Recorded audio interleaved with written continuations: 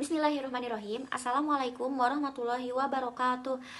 Saya Iva Safitri Nurazani dengan NIM 2110115 sebagai moderator kelompok 3. Sebelum memulai presentasi, marilah kita panjatkan puji serta syukur kehadirat Allah Subhanahu wa taala karena berkat rahmatnya alhamdulillah kita dapat menyelesaikan tugas kelompok ini dengan baik. Sholawat serta salam tidak lupa kami curah limpahkan ke Nabi Muhammad SAW, kepada para keluarganya, para sahabatnya, serta kita sebagai umatnya.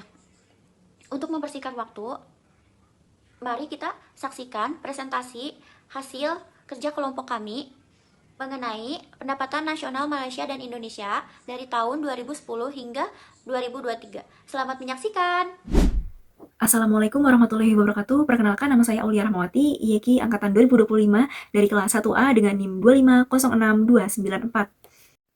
Dari data di atas, perekonomian Indonesia tinjauan dari tahun 2010 sampai tahun 2023, PDB real ekonomi Indonesia menunjukkan pertumbuhan volume produksi yang signifikan. Pada tahun 2010 meningkat dari 658 miliar US dollar atau setara dengan 10.970 triliun rupiah Indonesia. Pada tahun 2023 menjadi 1.179 miliar US dollar atau setara dengan 19.656 triliun rupiah Indonesia.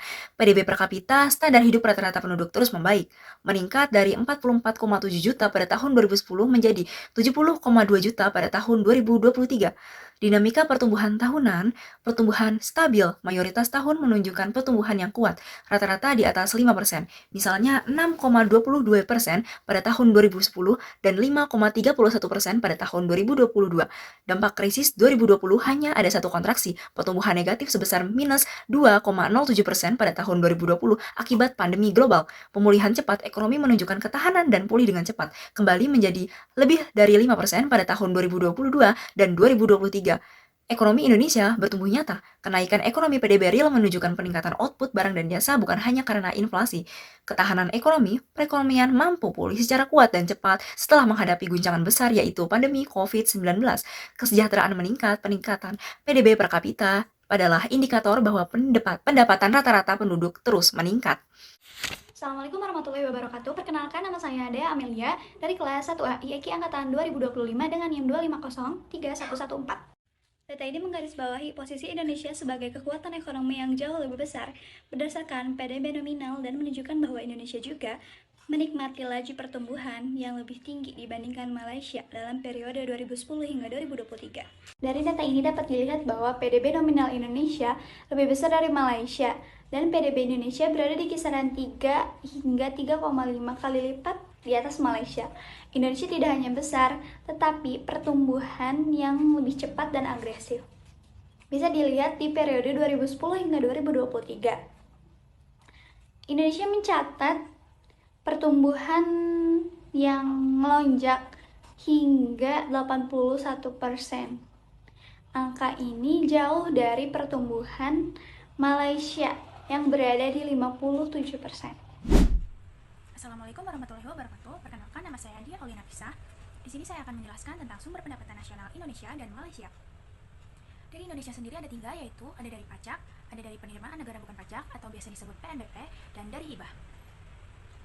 Dari pajak sendiri ada beberapa, yaitu seperti pajak pendapatan nasional atau biasa disebut PPN, pajak pendapatan hasil atau bisa disebut PPH, pendapatan cukai, pendapatan bea masuk dan keluar. Lalu dari PNBP sendiri yaitu ada pemanfaatan sumber daya alam dan pendapatan kekayaan yang dipisahkan. Lanjut ke yang Malaysia, yaitu ada 4. Yang pertama ada pajak, ada non-pajak, ada zakat, dan wakaf. Sekian dari saya, kurang lebihnya mohon maaf. Terima kasih. Pada kesempatan kali ini saya akan menjelaskan mengenai realisasi penggunaan pendapatan nasional Indonesia.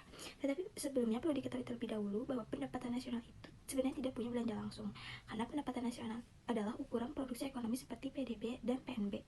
Jadi yang punya realisasi belanja hanya APBN, yaitu keuangan negara. Maka pada slide kali ini saya akan menjelaskan bagaimana pemerintah menggunakan pendapatan negara melalui belanja APBN tahun 2023. Data yang saya gunakan merupakan data resmi dari APBN 2023 yang membagi belanja pemerintah pusat ke dalam 2 kategori, yaitu belanja menurut jenis dan belanja menurut fungsi. Tujuannya adalah untuk melihat kemana saja pendapatan negara dialokasikan dan sektor mana yang mendapatkan porsi anggaran terbesar. Lalu pada tabel pertama di PPT terlihat bagian belanja pemerintah pusat berdasarkan jenis. Lalu berikutnya ada belanja pemerintah pusat menurut fungsi. Fungsi ini menunjukkan sektor-sektor apa yang mendapatkan prioritas pendanaan dari pemerintah pada tahun 2023. Lalu pada slide ini menampilkan realisasi penggunaan pendapatan oleh pemerintah Malaysia berdasarkan data terbaru. Pada bagian atas tercatat peringkat kredit Malaysia berada di angka 68 pada November 2025. Selanjutnya, belanja fiskal yang dialokasikan pemerintah mencapai sekitar 82.986 ringgit Malaysia pada September 2025. Jumlah yang sangat besar dan jika dibandingkan bisa untuk membeli banyak kebutuhan nasional. Lalu ada anggaran pendapatan dan belanja negara berada pada minus 4,10% dari PDB pada Desember 2024. Sementara nilai anggaran pemerintah tercatat sebanyak 10.842,6 juta ringgit Malaysia pada periode yang sama. Secara keseluruhan, data ini menggambarkan besarnya dana yang dikelola oleh pemerintah Malaysia untuk mendukung kebutuhan negara, menjaga stabilitas, serta menjalankan pembangunan nasional yang berkelanjutan. Assalamualaikum warahmatullahi wabarakatuh. Perkenalkan, nama saya Diti Syarif dengan NIM 2506376 dari kelas 1A. Di sini saya akan membahas permasalahan pengoptimalan pendapatan nasional Indonesia. Pertama, adanya konsumsi rumah tangga melemah sehingga permintaan agregat tidak optimal. Nah, konsumsi rumah tangga ini sebagai penopang utama PDB mengalami perlambatan, terutama dari kelompok golongan pendapatan menengah atas. Kenaikan konsumsi segmen berpendapatan rendah juga terbatas, meskipun ada bantuan dana sosial. Nah, permasalahan selanjutnya adalah investasi menurun akibatnya ketidakpastian ekonomi dan politik di Indonesia. Nah, rendahnya investasi ini mengaruhi kapasitas produksi dan produktivitas. Nah, permasalahan selanjutnya adalah ekspor tertekan karena harga komoditas yang turun dan perlambatan global. Dan ekspor juga menurun karena pertumbuhan impor yang lebih tinggi dibanding ekspor. Nah, selanjutnya ada disinflasi atau deflasi global, yaitu menurunkan harga jual dan keuntungan perusahaan. Permasalahan selanjutnya adalah fenomena nominal tumbuh rendah membuat penerimaan pajak dan uang fiskal terbatas. Sektor industri utama melemah, mengurangi kontribusi terhadap PDB. Salah satunya adalah sektor food and beverage. Selanjutnya adalah nilai rupiah melemah, yaitu meningkatkan biaya produksi dan menekan profit. Nah, selanjutnya itu ada defisit APBN yang meningkat. Hal ini bisa membatasi stimulus ekonomi. Padahal peran belanja pemerintah sangat penting dalam meningkatkan permintaan agregat dan pendapatan nasional. Nah, sedangkan tantangan optimis pendapatan negara Malaysia itu apa aja sih? Pertama, basis pendapatan kecil, memunculkan pajak rendah dibandingkan PDB dan potensi sebenarnya. Dua, pengeluaran tidak hemat seperti masa lebih menguntungkan golongan kaya dan wajib asing. Ketiga, yang terakhir itu beban utang negara tinggi menyebabkan sebagian besar hasil pajak digunakan untuk membayar bunga utang.